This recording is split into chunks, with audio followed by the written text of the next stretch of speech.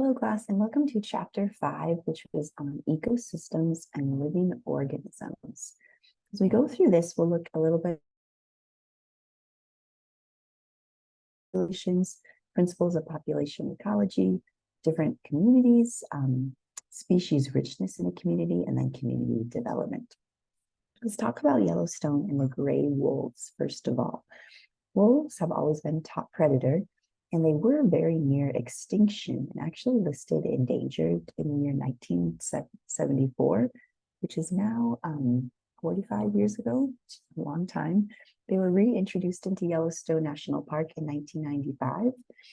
And then wolves are having far-reaching effects on the ecosystems when they were reintroduced. For example, wolves will prey on the elk, which produces less overgrazing because there's less elk to do the grazing, and then greater biodiversity of the plants and smaller predators, which will reduce coyote and actually increase scavenger populations. So that's a little bit of how introducing a species can kind of change the whole landscape of the community.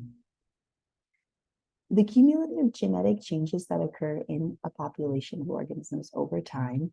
The current theories were proposed by Charles Darwin, a 19th century naturalist. These occurring through natural selection. And natural selection is this idea that individuals with more favorable genetic traits see if favorable traits will increase in subsequent generations or adaptation. And here are kind of the natural selection is based on 4 observations about the natural world. They will have a higher reproductive capacity and will produce more offspring than will survive to maturity. They have a heritable variation where individuals will vary traits that may impact survival. There may be limits on population growth or a struggle for existence, where there might be an outside pressure on which individuals will survive. And there might be differential reproductive success, where the best adapted individuals will reproduce more successfully than less adapted individuals. So we look at Darwin's finches as his theory exemplified the variation associated with natural selection, and this idea that the beak of the finch would potentially get a little bit longer to reach certain leaf types. The modern synthesis combines natural selection with more of a modern understanding of genetics for a unified explanation, including research in all of these other fields. It helps to explain mutations, DNA, genetic variability. Mutations can be beneficial, harmful, or of little impact, and they can be chosen for or against. Similarities of bone structures and fossils demonstrate some relationships between organisms. And we can trace similarities and make a family tree of all organisms. And this can always change with new knowledge because it is a theory. And these are the current domains of life. We have true bacteria, archaebacteria, plants, protists, fungi, and animals.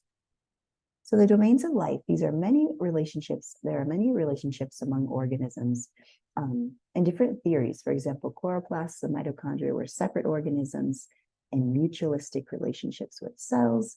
And there's emerging knowledge about human digestion and gut bacteria, for example. The principles of population ecology. First of all, population ecology is the study of populations and how and why numbers change over time. And this is really important to study endangered species, invasive species, and then proper management. Example for deer, for example, to manage populations.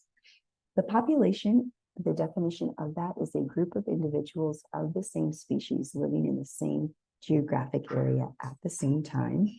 And population density refers to the number of individuals of the species per unit area or volume at a given time. For example, minnows per liter of pond water. The ovals have the same population, but different densities, as you can see there. Growth rate is the rate of change of a population size expressed as a percent per year, where R is the growth rate, and those are per 1,000 people. So for example, a hypothetical human population has 10,000 people. with 200 births per year, which is 20 per 1,000, and 100 deaths per year, or 10 per 1,000. So the rate we would get, we would take 20 divided by 1,000 and 10 divided by 1,000 to get our rates of birth and death. We would subtract those, and then we'd get a 1% per year increase. Because as you can see, the births are slightly increasing over the deaths. So changes in population size, increases in population will be when we have a greater increase of births, and decreases in population will occur when we have a greater increase in the number of deaths, when the number of deaths exceeds the number of births. The growth rate can include dispersal in the equation, which shows the movement of individuals in or out of an area. And dispersal is important for population management and actually the dispersal of genes. So we can have immigration moving into an area or emigration moving out of an area. So in terms of then calculating the entire population change, we take the birth rate minus the death rate and then add it to the immigration minus the emigration. And these are all calculated per 1,000 people, and then we can get an actual growth rate. The intrinsic growth rate is the biotic potential. This is the growth rate under ideal conditions, which should be exponential or J-shaped. And each species has its own based maximum population growth based on the life history characteristics, the age of onset of the population. We have the fraction of the lifespan for reproduction, the number of reproductive periods, and the number of offspring per reproductive period. So here we have the maximum population growth. Larger organisms will have smaller rates, and smaller organisms will just have a faster reproduction and a larger intrinsic rate of increase. And that makes sense. You know, a bacteria or an ant will reproduce so much more quickly than a human or an elephant, for example. So that's just what this is showing. The number of bacteria over the course of 10 hours can reach up to 1 million, which is not the case for human reproduction, as we know. Environmental resistance. So environmental limits is a resistance to an intrinsic growth, which will prevent indefinite reproduction. And usually this is unfavorable food, water, shelter, predation. There's a negative feedback mechanism, which is a change in a condition which triggers the response that reverses that condition. And the carrying capacity is always labeled with letter K. This is the maximum number of individuals an environment can support, and it will cause the leveling off of that exponential growth curve, which will lead it more into an S-shaped curve of logistic population growth. So the carrying capacity, this is that constant K. It's the kind of the capacity for which the Earth can handle that certain species. So logistic population growth is more realistic than exponential. It's very useful for management. It rarely stabilizes. It usually bounces up and down. And sometimes we can have a population crash where we have an overshooting carrying capacity can lead to a population crash, which will lead to an abrupt decline in the population density. For example, reindeer dependent on winter forage could lead to a population crash. Factors that affect population size, the density dependent factor is the factor whose effect on population changes as the population density changes. So for example, we can have predation, a disease, a plague, competition, which can sometimes cause the boom or bust population cycles as shown there. Oscillations in population level can be difficult to predict or manage. For example, in this rodent here, we can have boom or bust population. So over the course of years, we can kind of have up and down swings of the lemmings. Factors that affect population size, we can have, for example, a killing frost, a severe blizzard, a fire, any sort of natural disaster can also change, population sizes. Reproductive strategies, we can have R-related species and K-related species. R-related species have a smaller body size, early maturity, shorter lifespan, little or no parental care. They have a probability of long-term survival is very low. An example of those are mosquitoes and dandelions. K-selected species are smaller, broods, longer lifespan, larger body size, late reproduction, and low reproductive rates. For example, in those, we have redwood trees and human beings.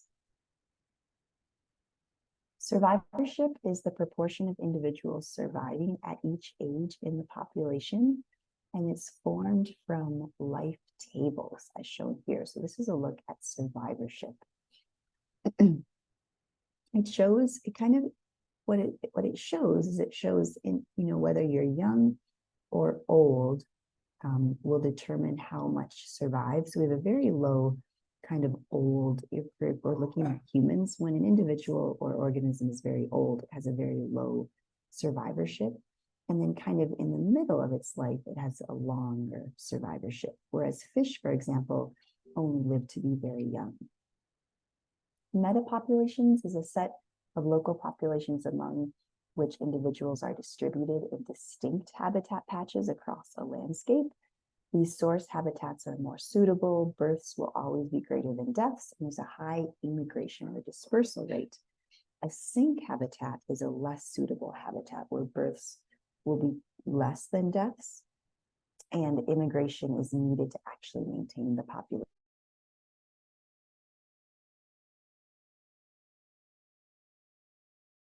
Also have to do with these metapopulations. So you can see, you guys, Southern California in the mountains, what tree line is. So, above tree line, there's not much growing, whereas below tree line, you get a lot of more population growth. And you can see that here, the different forests and trees that are growing based on population. I just got a message.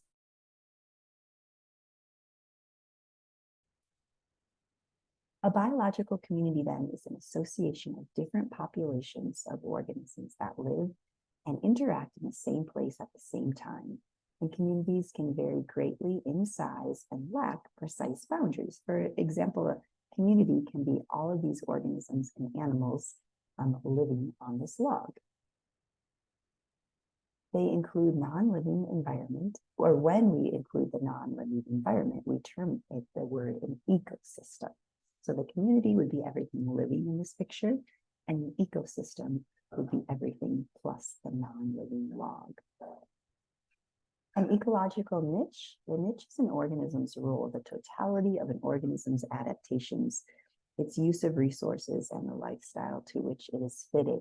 It takes into account all aspects of an organism's existence, the physical, chemical, biological factors needed to survive, the habitat, and any abiotic components of the environment. A fundamental niche is the potential idealized ecological niche. The realized niche is the actual niche the organism occupies. And for example, in the green annelid and the brown annelid occupying different niches. The green annelid and brown annelid are the fundamental niches of the two lizards initially overlapped, but the brown eventually outcompeted the green for resources, so it drove out the green, thereby reducing the green annelid's realized niche. Limiting resource is any environmental resource that, because it is scarce or at an unfavorable level, will restrict the ecological niche of an organism. For example, nutrients, food, territory, and water will always be limiting, and organisms will compete when the resources are not plentiful. Competition is any interaction among organisms that vie for the same resource in an ecosystem. We can have intraspecific competition, which is competition between individuals in a population, and interspecific competition is competition between individuals in two different species. Interspecific competition, species will have different K values, and when grown together, we can see how one will outcompete the other. Competitive exclusion and resource petitioning. So competitive exclusion is when one species excludes another from a portion of the same niche as a result of competition for resources. Is when coexisting species niche differ from each other. And this is a really interesting picture of the warbler birds and different types and how they occupy different parts of the tree. But they're all very different birds, but they all live in different parts of the tree. A symbiosis, this is one of my favorites in environmental biology. It's an intimate relationship between members of two or more species where the participants may be benefited, harmed, or unaffected by the relationship. And there's three types with mutualism, commensalism, and parasitism. Mutualism is a symbiotic relationship in which both members benefit. For example, we have fungi and plant roots where the fungus provides roots with unavailable nitrogen from the soil that they need, and the roots provide the fungi with energy produced by photosynthesis in the plant. The zooxanthellae and marine coral work similar, so that is commensalism is a symbiotic relationship where one species benefits and the other is neither harmed nor helped. For the example, the epiphytes and the tropical trees, where the epiphytes use the trees as an anchor, and then it benefits being closer to the sunlight, but the tree will not be affected. Parasitism is a symbiotic relationship in which one species is benefited and the other is harmed. For example, parasites on a host, they rarely kill them. This is a picture of a tick attaching themselves to the skin of an animal and consuming the blood. Predation is the consumption of one species by another. There are many predator-prey interactions. The most common is pursuit and ambush or hunting. Plants and animals have established specific defenses against predation. We have pursuing prey, which will be the chasing the prey down and catching it, like the day gecko and the spider, or the orcas, the killer whales and the salmon. The ambush prey is when predators catch prey unaware via camouflage or attract prey with colors or light. Plants cannot flee predators, so they've developed defenses. They've developed spikes, thorns, leathery leaves, thick wax, which all have protective chemicals that are poisonous or unpalatable. Examples, they are active chemicals in tobacco, opium, poppy, marijuana, and peyote. Milkweeds will produce cardiac glycosides and deadly alkaloids. Defensive adaptation of animals. They can flee, they can run. There's chemical defenses like quills of a porcupine or shells of a turtle. They will live in groups. They might warn by changing color. Bright colors usually prompt avoidance, or they could chemically defend with a poison, like the poison arrow frog, or the milkweed moth caterpillar, or the skunk, which is not poison, but it's unpleasant. More defensive adaptation of animals, they can be cryptic colored, where animals blend into the surroundings, and this helps animals hide from the predators. For example, you might just hardly be able to make out the eyes of this seahorse camouflaged on this coral. Ketone species. A ketone species is a species, often a predator, that exerts profound influence on a community.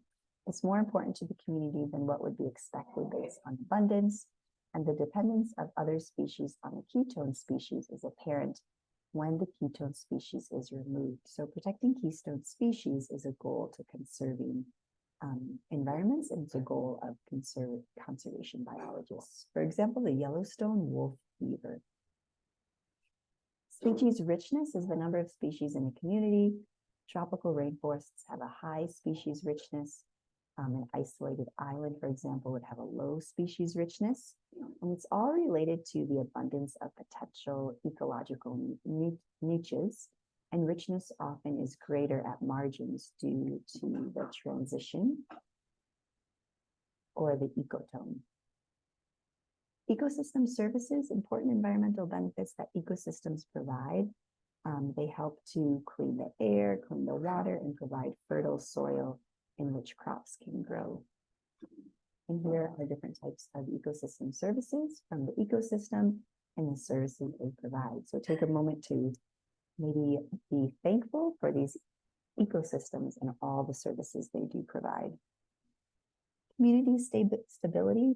The absence of change in the makeup of a community will lead to stability. It results from resistance, the ability to withstand a disturbance, and resilience, the ability to recover quickly to a former state after a disturbance. And research has indicated that species richness can make communities more stable. For example, organic farmers and a wide array of produce they produce. Gardens as ecosystems, they can support people, wildlife. They can be a space between crops. They're perfect for our selective species like weeds. Plant others to outcompete the weeds. Crops that support predators and pests build soil for the continual harvest, and they will rely on development. So ecological succession is the process where a community develops slowly through a series of species. Earlier species alter the environment in some way to make it more habitable by other species.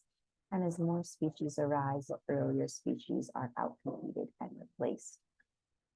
There's two types of succession. There's primary and secondary succession. Primary succession is one that begins in a previously uninhabited environment. For example, where there's no soil present, there might be bare rocks, cooled lava fields, or sand dunes. And a general succession pattern is that lichen will secrete acids that crumble the rock, soil begins to form, or get mosses, grasses, shrubs, and then eventually forests, as shown here. We have a barren landscape with lichen and small shrubs. Over time, we'll get dwarf trees and shrubs, and then spruces will dominate. Secondary succession is succession that begins in an environment following the destruction of all or part of the earlier community. For an example, an abandoned farmland or an open area after a fire, and this generally occurs more rapidly than primary succession. So here we have secondary succession of an abandoned farm field in North Carolina. We'll eventually get weeds and perennials, pine seedlings, young pines, and mature hardwoods. Some enviro news for the last slide. There is a huge die-off of honeybee colonies. As of 2006, honeybees are important for pollination, more than 90 commercial crops.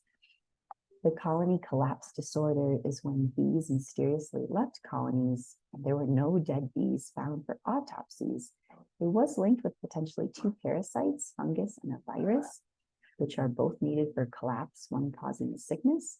And pesticides were actually suspected of weakening the bees, making them more susceptible to parasites. Thanks for listening to Chapter 5, and we will see you for Chapter 6.